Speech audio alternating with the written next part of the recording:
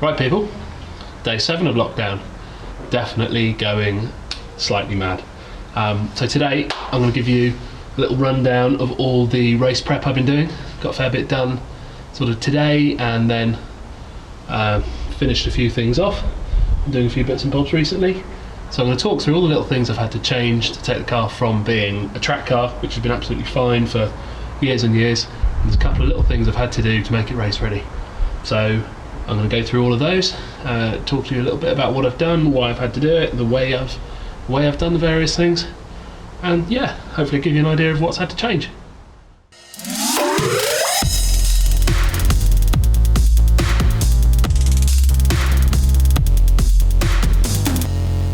So one of the things I was really keen to do was actually a transmission cooler. Now I've not really needed one before, but with 45-minute mini endurance races, I think I was going to reach a point where everything started to get a little bit too hot. So I had a good chat with Matt at Think Automotive, and he sorted me out a really good deal on a fantastic Mocal transmission cooler setup. Now a lot of it was off the shelf, the cooler and stuff, and the pump and the filter. One of the issues we found, due to the height of the car and where my splitter is, didn't have much clearance between the drain plug on the box and the splitter to get a takeoff. So what I actually did, managed to find an Audi OE drain plug with a 10mm hex in the centre, which I then drilled and tapped out for M12 by 1. Now if I show you under the car, that then screws in to the gearbox on a banjo. Sorry, the light's not very good. That then screws into the box on a banjo, giving me a takeoff. Now that then runs up to a very nice aluminium Mocal 240 micron filter, and then from there that runs into an EOP5 pump, which I believe circulates the full capacity of the gearbox about 5 times a minute. Now from there we pipe down through the slam panel, and over here we've got a Mocal 10-row AN6 fitting cooler. From there, out the top of the cooler, so filter in the bottom to avoid any air bubbles in it, up to the top, pumps out the bottom, back through the return, back along under the slam panel, and then that then pops back into the gearbox here through the fill plug. Now obviously that presents an issue with filling it, so what I did, standard gearbox takes 2.2 litres, the filter I think was 0.1, the cooler was 0.2, all the lines together added up to about 0.3. I did do the maths, I just haven't got it written down right here. It came in about 2.76 litres that I needed to fill it up. So I decided I wanted to run it ever so slightly overfilled and went for 2.9.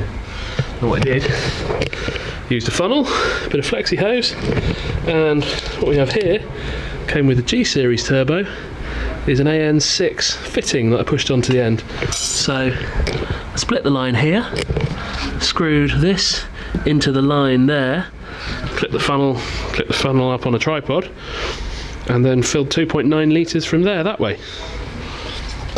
So one thing to point out, these are actually Aero-equipped push fit hoses, and I have wrongly put clips on them, which I am going to change. Thanks to Ben at Court & Miller for pointing that out to me. Just with all the crazy corona stuff going on, I haven't had time to buy some new hose, and I don't want to just remove the clips on this in case I have done any damage to the inside of the hose there. So for the minute I'm going to leave the clips on, but when I get around to it I'll replace the hose with new stuff and fit them properly as per the push fit instructions. On this side, because you've got the power steering cooler here and you've got the tyre, and obviously stuff can get flung off, I've always had this protective shield, so that, butterfingers, so that bolts on to the core, somewhere like that, and that effectively shields any stuff from that side. So coming over to the transmission cooler core on this side, it's equally as vulnerable, and basically the same thing again will shield it from debris. So just transferred that shape onto a bit of alley, going to cut that out, fold that, drill the holes, make one for that side.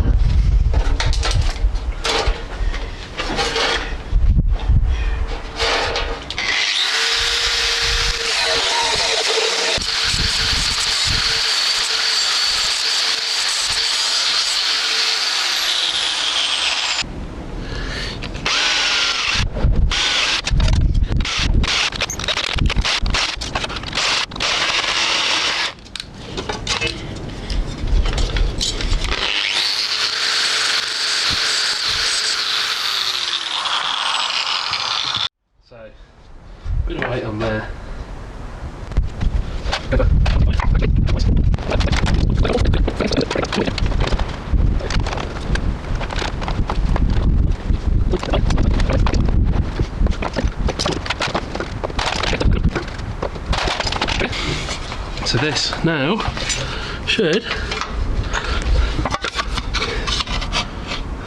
offer up, sit there, still allow air to pass behind, so air can still hit and pass behind, it's just deflected back in, and that, as you can see, is deflecting any debris from hitting the cooler.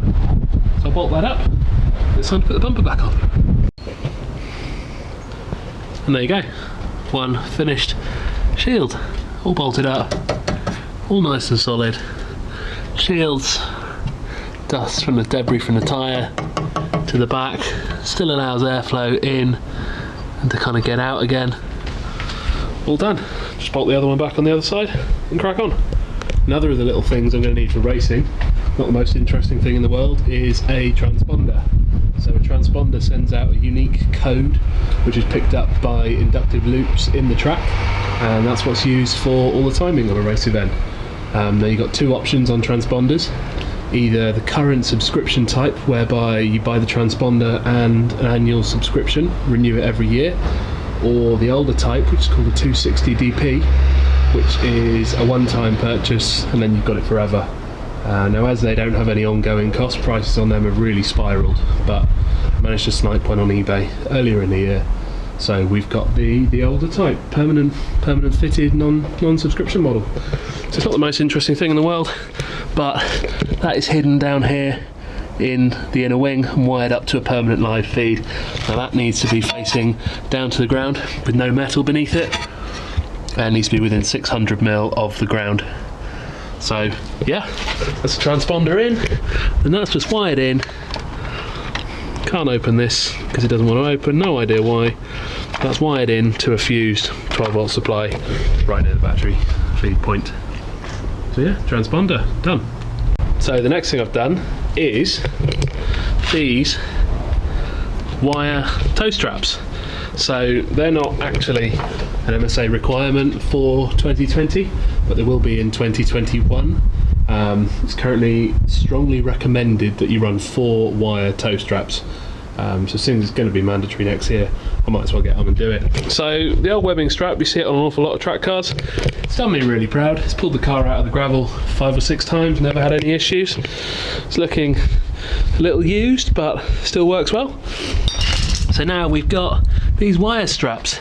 Now, something that's really key to note when you fit these is the bolt you fit them to needs to be loaded in shear, so it needs to be loaded at 90 degrees. It's no good just taking the eyelet of this and putting it under a chassis leg bolt, because it's then coming out this way, and then when you pull it you try and bend it, and what you'll end up doing is bending the head off the bolt, and that's absolutely no good.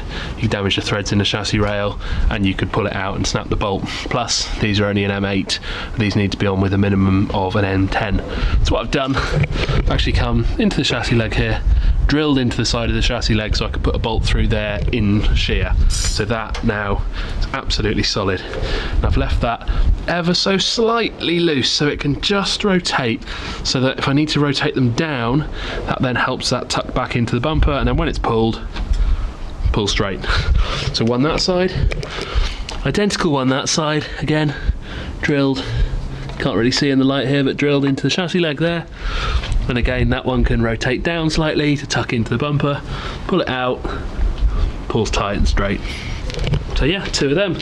And then to correspond with them, got little slots in the bumper that they tuck through, and then the little pull cords pull out so you can pull the cords to get to them. So next up was these Aerocatches to open the bonnet. So these were an absolutely horrible job, because the Audi slam panel is composite. It's not symmetrical either. If you take the centre line there, this hole here is not central with that hole there, completely asymmetrical. So going out from the centre equidistant, this was about as far as I could go this way before I got into all this gubbins. And the problem you've got is that the actual catch setup is quite deep, so I originally wanted to put them over here above the headlight, but it's hard to see. The slam panel actually rises here above the headlight, and the bonnet at this point is incredibly shallow, so where they would have been about there's only about 10mm depth in the bonnet, so I couldn't have actually fitted them. So these have actually ended up a bit closer together than I would have liked, but it's a workable solution. So in future I might look at building some sort of bracketry off the inner wing that's going to go in here to mount a pin there, which would then pop it somewhere here on top. So not ideal, but they're in, they're done, they work. So I've trimmed around, got the inner skin out.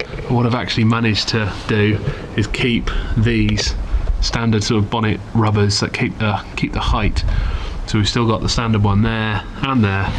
Come across again, I managed to trim it and keep that in place and there, so I can actually sort of set the panel gaps so it sits reasonably well on the wing height wise either side. And then to push, so you want a bit of tension in it, so that won't go, so you give it a little bit of a push and that goes down, and again a bit of a push down and done. And because I use the car on a road still, these are actually lockable. So yeah, that's Aerocatch is done. Right guys, well I know we're on lockdown, but I think that's probably enough for my face for today. So join in next time when we're going to be getting the splitter and the bumper back on and doing the towing eyes on the back as well. So if you like the video, please like, share, subscribe, all the usual stuff. Otherwise, stay safe and I'll see you next time. Thanks very much.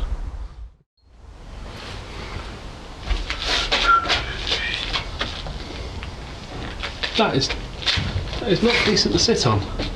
Luke waxed it too much, it slides straight off. How do these work? There we go.